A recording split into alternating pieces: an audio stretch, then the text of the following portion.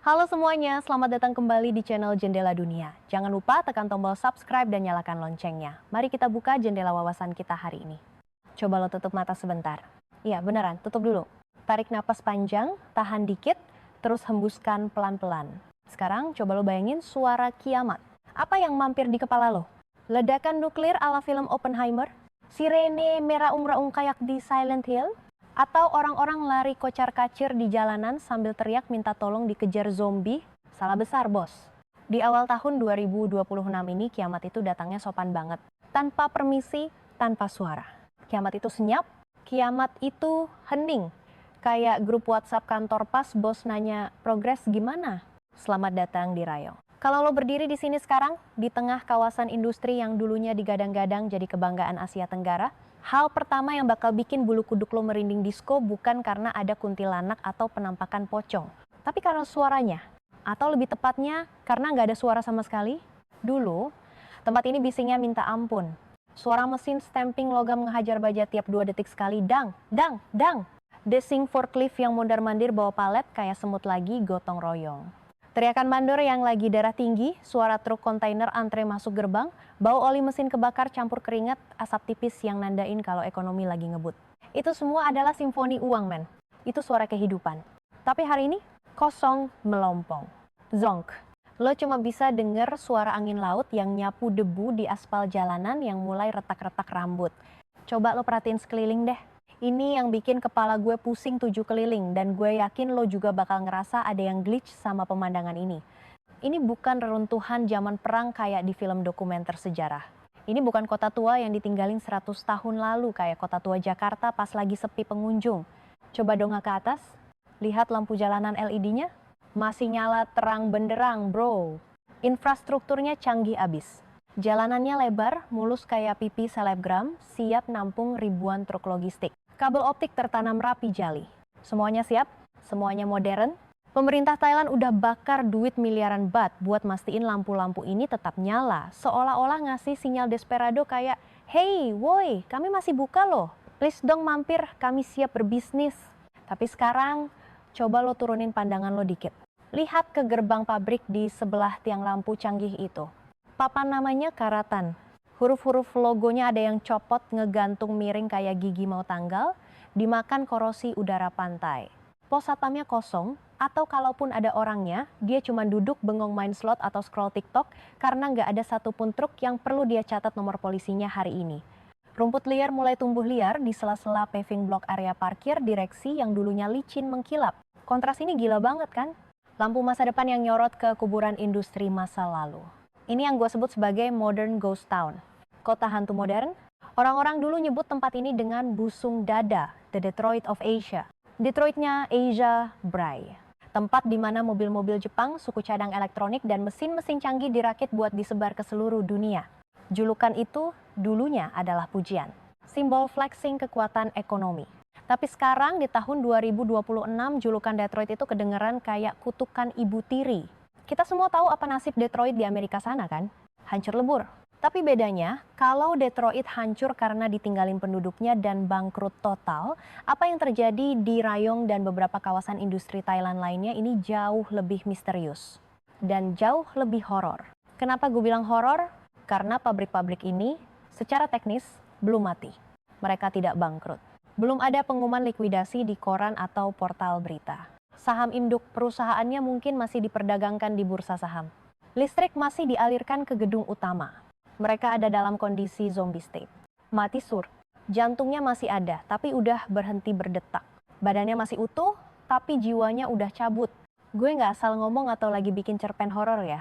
Ini bukan sekadar observasi visual atau perasaan galau gue aja. Data yang keluar baru-baru ini bikin kita semua harusnya sadar kalau ini adalah lampu merah bukan kuning lagi buat ekonomi regional.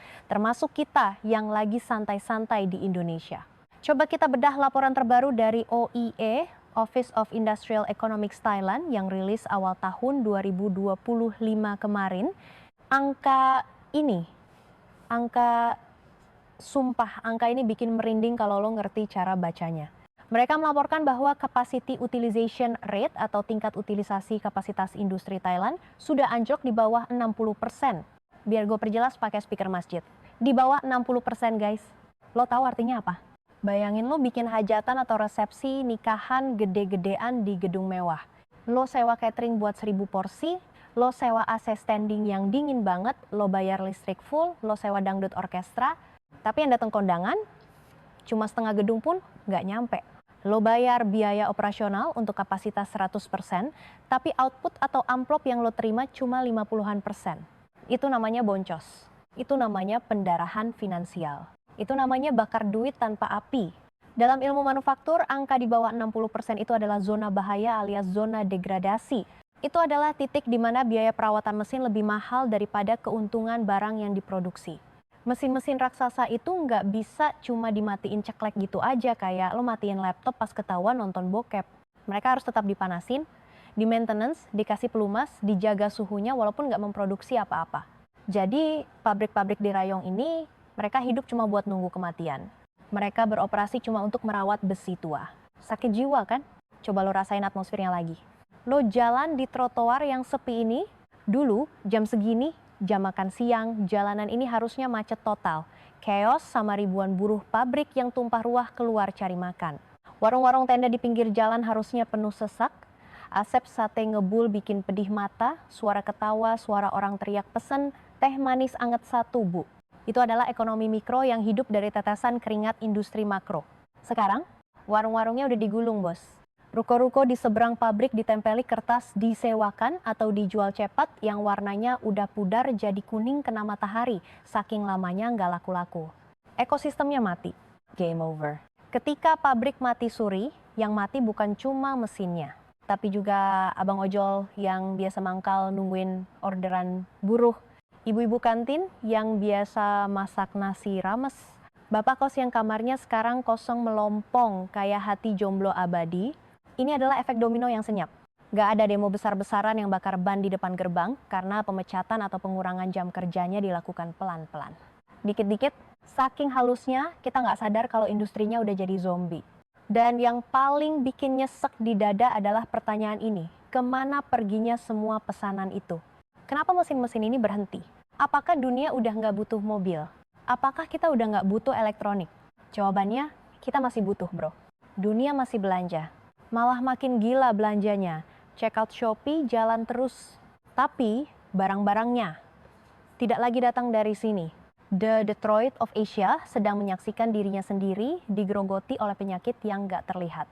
Penyakit yang bikin investor kabur diam-diam lewat pintu belakang alias backdoor. Penyakit yang bikin manajer pabrik cuma bisa geleng-geleng kepala ngelihat grafik orderan yang terjun bebas kayak wahana histeria di Dufan. Lu mungkin mikir sambil rebahan, itu kan di Thailand. Jauh bro, nggak ngaruh sama gue di sini yang lagi makan seblak. Yakin lo? Lo pikir pola zombie state ini cuma kejadian di sana? Lo pikir angka utilisasi di bawah 60% itu cuma angka sialnya Thailand? Coba cek barang-barang di sekitar lo sekarang. Cek label baju lo. Cek komponen motor lo. Rantai pasokan global itu saling terikat kayak jaring laba-laba atau grup gibah kantor. Kalau satu simpul putus, getarannya kerasa sampai ke ujung jaring yang lain. Rayong adalah peringatan, Rayong adalah cermin retak yang nunjukin masa depan kalau kita nggak hati-hati. Pabrik-pabrik dengan papan nama berkarat di bawah sorotan lampu LED canggih itu sedang meneriakan satu pesan bisu kepada kita semua. Era kejayaan manufaktur tua sudah berakhir. Dan penggantinya belum tentu ramah buat manusia kayak kita.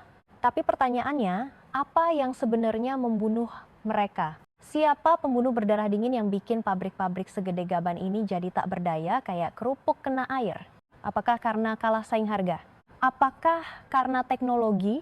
Atau ada monster ekonomi baru yang sedang memangsa pasar Asia Tenggara pelan-pelan tanpa kita sadari? Karena kalau raksasa seperti Thailand saja bisa tumbang dan jadi zombie. Siapa giliran selanjutnya? Kita perlu masuk lebih dalam lagi guys. Kita perlu bedah bangkai zombie ini buat nemuin penyebab kematiannya. Dan percayalah, apa yang bakal kita temuin di balik gerbang pabrik berkarat itu bakal bikin lo mikir ulang soal dompet lo, kerjaan lo, dan masa depan lo. Oke, mari kita bedah bangkai ini. Pakai masker lo, baunya bakal menyengat. Lo mungkin berpikir jawaban dari pertanyaan tadi adalah resesi global atau inflasi. Itu jawaban textbook banget, jawaban aman buat ujian skripsi. Tapi realitanya jauh lebih mengerikan dari sekadar siklus ekonomi biasa. Kita nggak lagi bicara soal ombak pasang surut di Ancol.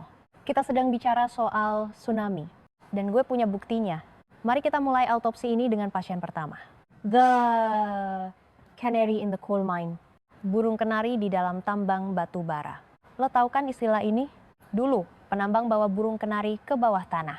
Kalau burungnya pingsan atau mati, itu tanda oksigen habis atau ada gas beracun dan manusia harus lari menyelamatkan diri. Di lanskap industri otomotif Asia Tenggara, burung kenari itu bernama Nissan. Perhatikan baik-baik apa yang terjadi pada Nissan. Ini penting banget buat lo pahami karena pola ini beda total sama drama startup teknologi yang sering kita lihat di media sosial. Kalau startup PHK massal, itu berisik, viral, trending topic di Twitter atau X. Ribuan orang keluar sekaligus, pesangon dibahas di mana-mana. Itu namanya amputasi total. Sakit tapi lukanya jelas. Tapi apa yang dilakukan Nissan dan banyak pabrik manufaktur Jepang lainnya itu jauh lebih senyap dan menurut gua jauh lebih mematikan. Istilahnya surgical cuts, sayatan bedah. Mereka nggak langsung tutup total, nggak, mereka pinter. Mereka memotong daging sedikit demi sedikit. 1.000 pekerja di sini. Satu lini produksi di sana, shift malam dihapus. Lembur ditiadakan. Mereka melakukan pendarahan terkontrol. Kenapa ini lebih bahaya? Karena ini menciptakan ilusi bahwa semuanya masih baik-baik saja sampai akhirnya pasiennya koma. Nissan melakukan pemangkasan ini bukan karena mereka mau efisiensi doang, tapi karena organ vital mereka sedang gagal fungsi. Mereka sedang mencoba bertahan hidup di tengah serangan jantung koroner yang akut. Dan serangan jantung itu dipicu oleh satu fakta brutal. Dominasi mereka sedang runtuh. Coba lo visualisasikan data ini di kepala lo. Selama puluhan tahun, mobil Jepang Toyota, Honda, Nissan adalah raja jalanan Asia. Market share mereka menyentuh angka absolut di atas 80%. Nyaris monopoli. Lo nengok kiri kanan di jalanan Jakarta atau Bangkok, isinya pasti merek Jepang. Tapi masuk ke data awal tahun 2026 ini, angka keramat 80% itu hancur lebur, pecah berkeping-keping. Data terbaru menunjukkan pangsa pasar mobil Jepang di Asia Tenggara sudah tergerus drastis hingga di bawah 60%. Bayangin, jatuh lebih dari 20% dalam waktu yang sangat singkat. Itu kayak lo biasa dapat nilai 80, terus tiba-tiba dapat 60, nyaris nggak lulus KKM. Kemana perginya 20% itu? Apakah orang berhenti beli mobil? Nah enggak, kue itu dimakan lahap oleh predator baru EV China. BYD, Wuling, Great Wall Motor. Mereka nggak cuma mengetuk pintu tok-tok-tok, permisi. Mereka mendobrak pintu pakai bazooka dengan harga yang nggak masuk akal murahnya dan teknologi yang bikin mobil bensin Jepang terlihat seperti mesin ketik di era laptop gaming. Ini bukan persaingan, ini pembantaian, men. Dan kalau lo pikir, itu kan cuman industri mobil, gue nggak kerja di sana, gue kerjanya freelance design, lo salah besar. Mobil itu cuma ujung tombak. Rantai pasok di belakangnya itu panjang banget kayak gerbong kereta. Kaja, karet, baja, tekstil, jok, elektronik, logistik. Ketika raksasa otomotif ini goyah, efek dominonya menghantam ribuan pabrik kecil di belakangnya. Dan inilah yang membawa kita ke data paling mengerikan yang gue temuin. Data yang bikin gue sadar kalau kita ada di tengah bencana sistemik. Riset dari KKP Research mengeluarkan satu angka statistik yang harusnya bikin semua pengambil kebijakan dari menteri sampai presiden gak bisa tidur nyenyak. Lo siap dengar angkanya? Angkanya adalah 100 pabrik tutup setiap bulan. Lo dengar itu?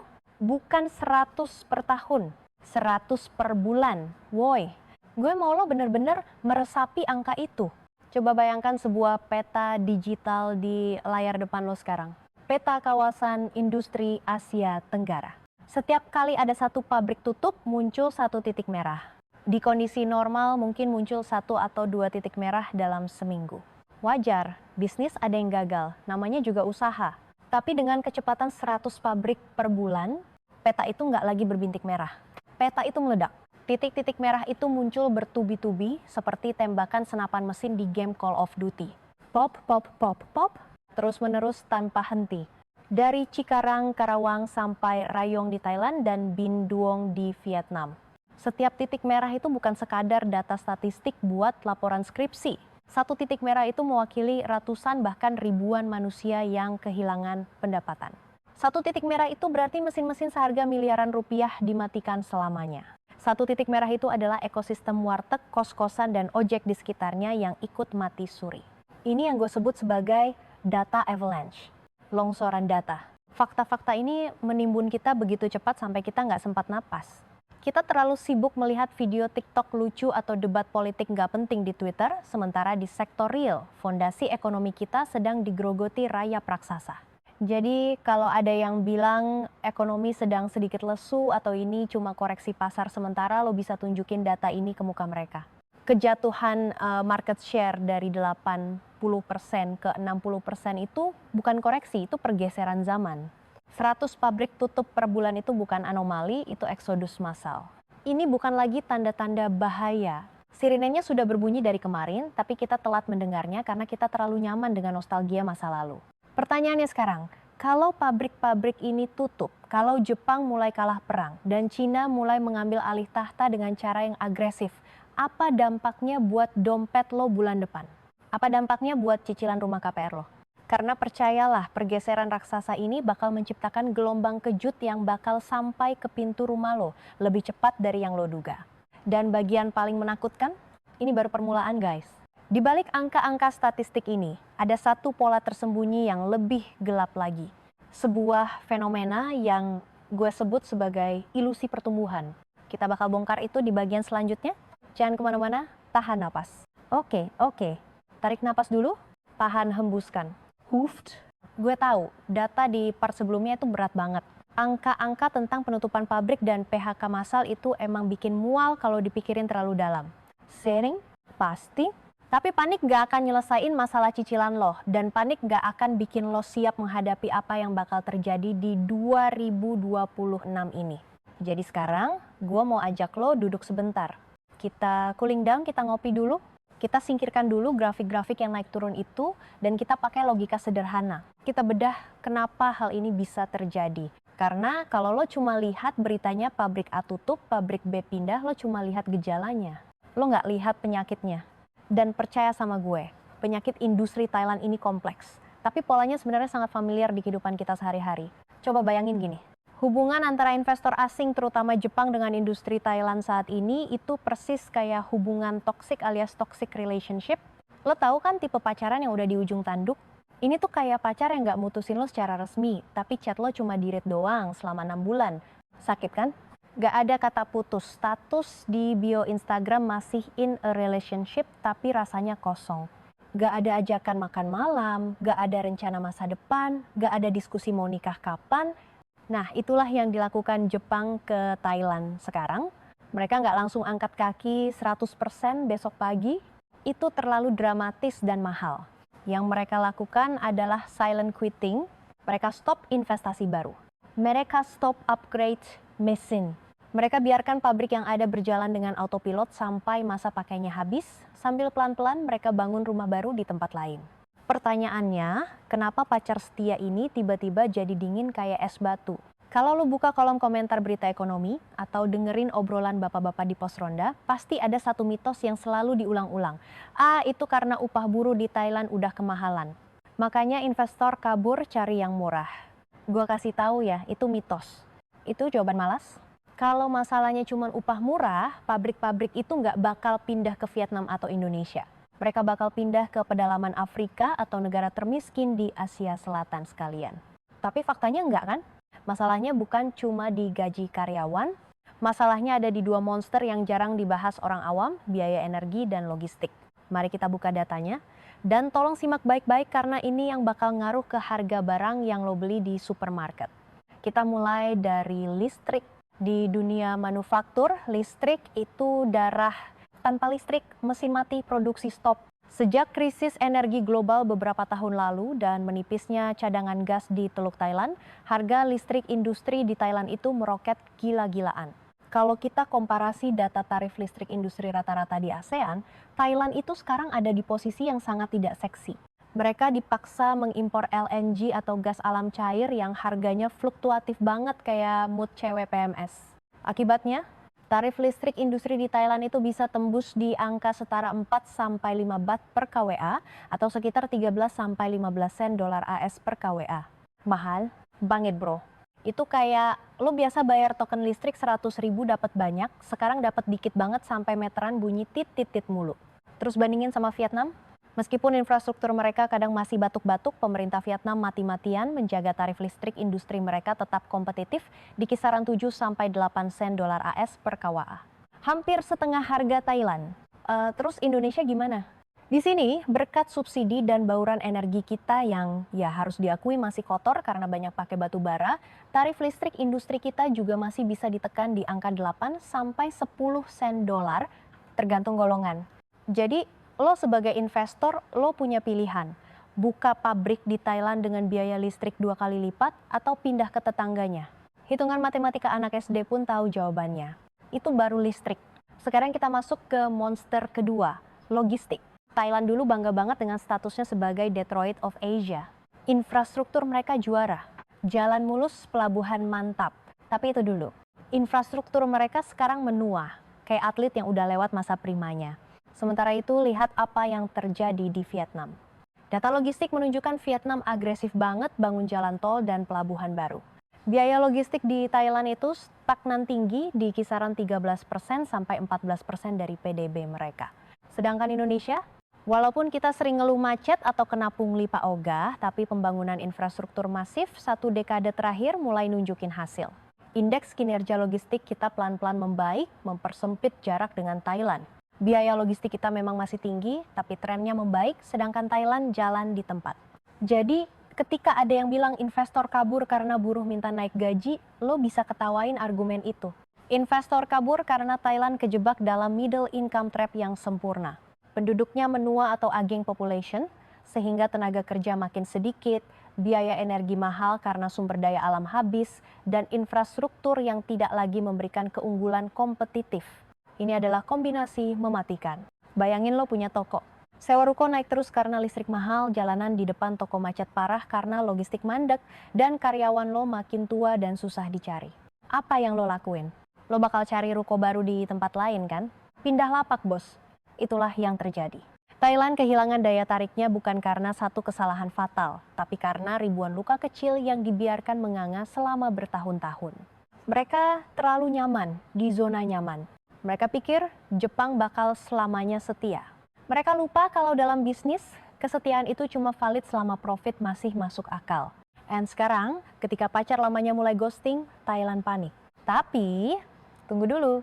Kalau Thailand hancur, kalau Thailand ditinggalkan. Berarti Indonesia dan Vietnam otomatis menang dong?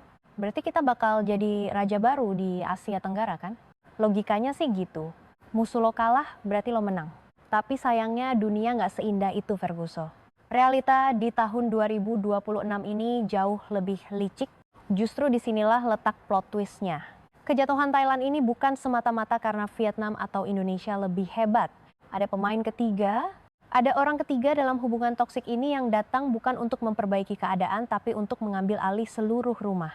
Pemain ini datang membawa uang koper-koperan, teknologi yang bikin Jepang kelihatan kuno, dan strategi harga yang bikin logika ekonomi konvensional nggak berlaku lagi. Siapa mereka? Dan kenapa kehadiran mereka justru bisa jadi mimpi buruk baru buat kita, bukan cuma buat Thailand? Gue sebut ini sebagai invasi naga. Dan di bagian selanjutnya, kita bakal bongkar habis-habisan gimana mereka mengubah peta permainan di depan mata kita tanpa kita sadari. Siapin mental lo, karena kita bakal masuk ke zona perang yang sebenarnya. Oke, tadi gue bilang soal invasi naga di akhir bagian sebelumnya.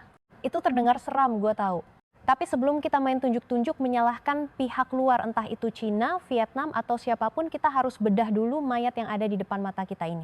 Kita harus jujur melihat apa yang sebenarnya terjadi di dalam tubuh ekonomi Thailand. Kenapa Thailand gampang banget dijajah pasarnya? Kenapa pelindung mereka jebol? Jawabannya bukan cuma karena musuhnya kuat, tapi karena tulang punggung Thailand itu sebenarnya sudah keropos duluan. Mereka menderita penyakit kronis yang oleh para ekonom disebut sebagai premature deindustrialization atau deindustrialisasi prematur. Apa itu? Simpelnya begini, sebuah negara itu ada fase hidupnya. Lahir sebagai negara agraris alias petani, tumbuh remaja jadi negara industri alias buruh pabrik, baru pas sudah kaya dan tua, dia pensiun jadi negara jasa alias orang kantoran. Itu siklus normal. Amerika gitu, Jepang gitu. Eropa gitu. Nah, Thailand ini dipaksa pensiun dini. Mereka dipaksa berhenti jadi buruh pabrik padahal dompetnya belum tebal. Mereka tua sebelum kaya. Gue nggak asal ngomong. Mari kita buka data yang paling menyakitkan. Coba kita lihat laporan Kementerian Perindustrian Thailand yang baru rilis rekapitulasi penuh tahun 2025 kemarin. Ini datanya horor abis. Grafik net loss pabrik di Thailand itu merah total. Sepanjang tahun 2025, jumlah pabrik yang tutup itu jauh lebih banyak daripada pabrik yang buka. Kita bicara soal selisih angka bersih penutupan pabrik yang mencapai ribuan unit dalam 1 tahun kalender. Dan perhatikan, ini bukan pabrik ecek-ecek. Yang tutup ini adalah pabrik suku cadang otomotif konvensional, pabrik tekstil, dan pabrik elektronik low-end. Mereka bukan tutup sementara buat renovasi lebaran. Mereka mati. Permanen. Mesin-mesinnya dijual kiloan di tukang loak, lahannya jadi semak belukar. Atau, dan ini yang ironis banget, lahannya dibeli investor asing cuma buat dijadikan gudang logistik barang impor. Lo bayangin ironinya? Pabrik yang dulunya memproduksi barang untuk diekspor, sekarang tanahnya dipakai buat nimbun barang impor yang mematikan industri itu sendiri. Gila nggak tuh? Dark comedy banget. Sekarang lo mungkin bakal protes, tapi bang, gue baca berita katanya investasi asing atau FDI ke Thailand di tahun 2025 itu pecah rekor. Ratusan miliar baht masuk. Amazon, Google, Microsoft kan bikin region di sana. Disinilah letak jebakan angka makronya. Gue mau ajak lo melihat kebalik angka itu. Jangan cuma lihat jumlah duitnya, tapi lihat kemana duit itu mengalir. Berdasarkan data Board of Investment atau BOI Thailand tahun 2025, memang betul arus modal asing alias FDI itu masuk deras kayak air bah. Tapi, lebih dari 65% duit itu lari ke sektor jasa, teknologi, dan data center. Sementara porsi manufaktur real, terjun bebas, nyungsep, kenapa ini masalah? Bukannya data center itu canggih? Bukannya cloud region itu masa depan? Betul, itu masa depan. Tapi itu masa depan buat mesin, bukan buat manusia. Lo harus paham beda fundamentalnya. Kalau lo bangun satu pabrik perakitan mobil, lo butuh 3.000 sampai 5.000 karyawan. Mulai dari tukang las, operator mesin, quality control, sampai satpam dan tukang masak di kantin. Efek ekonominya menyebar ke warung-warung di sekitar pabrik. Tapi, kalau lo bangun satu fasilitas data center raksasa senilai triliunan rupiah, lo tahu berapa orang yang kerja di sana? Paling cuma 50-100 orang. Isinya cuma server, pendingin ruangan, dan kabel optik. Data center itu padat modal, bukan padat karya.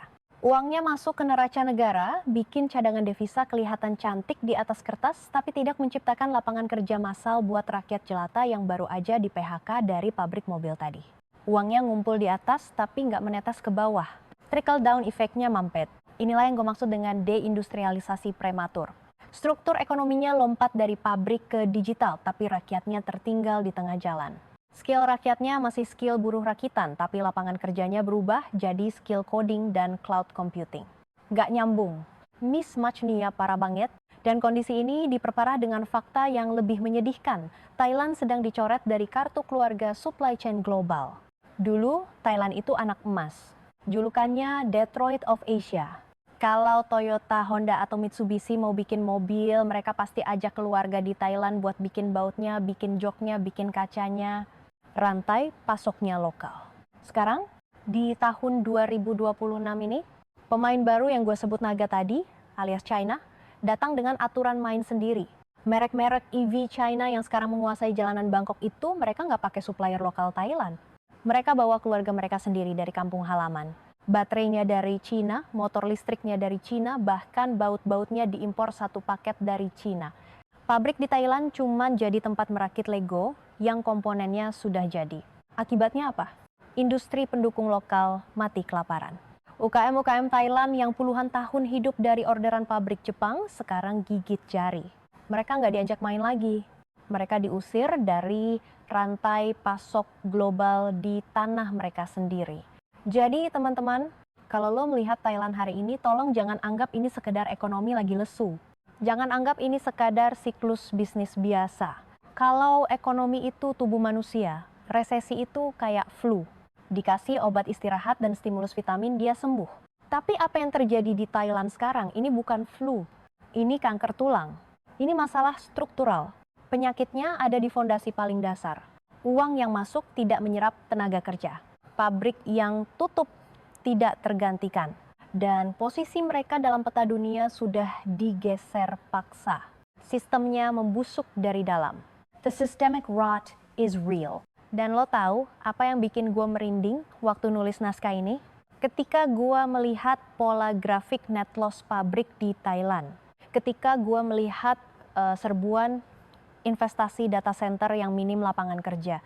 Dan ketika gue melihat dominasi impor barang jadi yang mematikan UMKM lokal, kok rasanya familiar ya? Kok rasanya gue kayak lagi ngaca? Apakah cuma gue yang merasa atau pola kehancuran di Thailand ini mirip banget sama apa yang mulai terjadi di negara tetangganya yang kodenya plus 62? Di bagian terakhir ini kita akan berhenti membicarakan Thailand. Kita akan bicara soal kita, karena peringatan bahaya itu sudah berbunyi nyaring di depan pintu rumah kita sendiri. Dan kalau kita nggak belajar dari mayat di sebelah rumah ini, kita adalah antrean selanjutnya. Oke, tarik napas panjang. Serius, tarik napas dulu. Karena apa yang bakal gue omongin di babak terakhir ini mungkin bakal bikin lo nggak nyaman duduk, gelisah kayak orang kebelet tapi toilet penuh. Dari tadi kita ngomongin Thailand. Kita bedah hancurnya industri otomotif mereka, kosongnya pabrik-pabrik di Rayong, sampai utang rumah tangga yang mencekik leher rakyatnya di tahun 2025 kemarin. Kita seolah-olah lagi nonton dokumenter tentang tetangga yang lagi kena musibah. Kita prihatin, kita geleng-geleng kepala. Kasihan ya si Thailand. Tapi sadar nggak sih? Dari tadi kita sebenarnya bukan lagi nonton dokumenter. Kita lagi ngaca, istilahnya the cracked mirror. Cermin yang retak.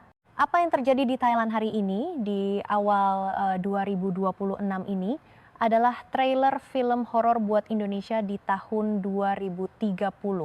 Bedanya, di film itu pemeran utamanya bukan orang Bangkok, tapi kita. Gue, lo, dan jutaan anak muda Indonesia yang terancam menua sebelum kaya. Gue nggak mau nakut-nakutin tanpa data. Nanti dikira nyebar hoax. Mari kita taruh datanya side by side. Kita adu data ekonomi Thailand tahun 2025 kemarin dengan data Indonesia kondisi current hari ini. Siap? Pertama, lihat sektor manufaktur. Data dari Bank of Thailand menunjukkan kontribusi manufaktur mereka drop drastis di bawah 25% PDB tahun lalu karena serbuan barang impor murah. Pabrik tutup, PHK massal. Sekarang lihat kita.